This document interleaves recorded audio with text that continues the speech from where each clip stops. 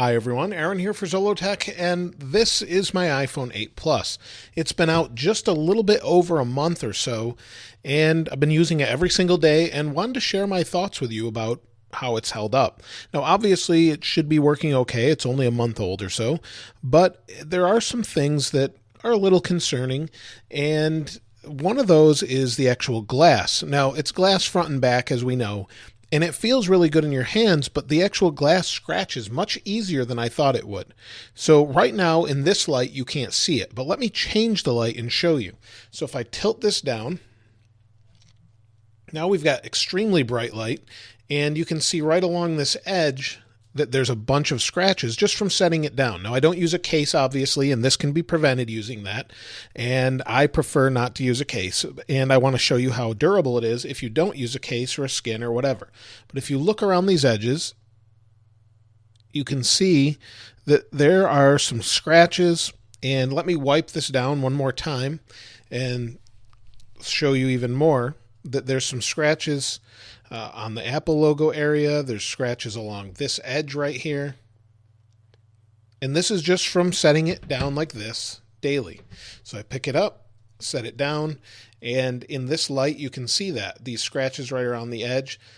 In normal light you can't see that at all. So that's not something that you're going to see unless you're in very bright sunlight or a studio light like this. If I turn this screen off, now you'll see my fingerprints here again. But again, here there's a few tiny little scratches up here that you can barely see, little micro scratches, and that's about it. So as far as the durability of the phone, let me get rid of this light here. As far as the durability of the phone goes, I think it's pretty durable unless you drop this on concrete or something like that. But as far as the overall scratchability of the phone, you're going to want a skin or a case if that's something that's going to bother you. Now the phone itself, the design feels solid in the hands. It feels familiar, of course, but it does have a little bit more heft and feels a little more quality every time I pick it up than it did with the iPhone 7 Plus and 6S Plus and 6S, or 6 Plus rather, and it feels just like it's built a little bit better, and that's due to some of its weight. It's also due to the materials. I prefer the glass feel over the aluminum feel, and it just feels really solid. I think they did a nice job right here, where before on my 7 it wore right here in the 7 Plus, just from setting it down. Now with this ring, it seems like it's holding up a little bit better than it did before. So that's a nice little touch. They've worked that out, and it seems like it's not going to scrape off that coloring like it did on my 7 Plus. Now everything else, as far as the screen and everything, looks really nice, especially now that we have True Tone. True Tone makes the screen noticeably better, at least to me. It depends how picky you are with those sort of things, but to me the True Tone display just looks great in any lighting situation thanks to the adaptive display technology that Apple's using. It's also a P3 color gamut display, so it sees different, you see different colors that you wouldn't necessarily see before, and it's just really great, and it's a better display I think than the 7 Plus, just by a little bit. Now as far as the overall speed and everything, that's never really an issue. And I'm running beta software on this right now, but everything is just really fast when you're loading anything from Twitter to your email to Reddit, or anything you do is just super quick, at least for me. Anything going through songs, whatever I want to do, activating Siri, it all just works really, really well for me. And it doesn't seem to hiccup at all. And that's a great thing. That's a testament to the new Bionic chip that's in here, the A11 Bionic, and that's also going to be the same chip used in the iPhone 10 as well. So nothing to worry about there. It's super fast, no problems. And thanks to its speed, the camera processes images incredibly fast. It's super quick with pretty much anything it does. Let me grab this phone here. It's super quick in anything it does.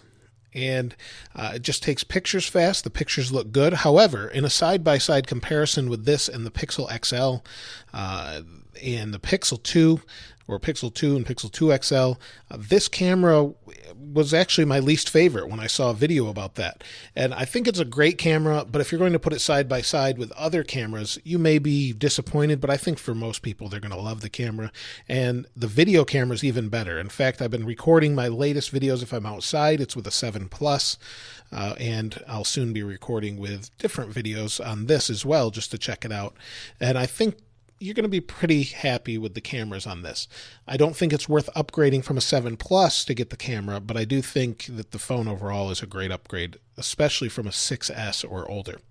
Now, as far as the battery goes, this is the best battery life I've ever had on an iPhone. Now, I do plug it in while I'm driving around, so it charges. It will fast charge. It's not really fast charge as far as by Samsung standards, for example. It's not that quick, but for the most part, I go home, or I unplug it in the morning.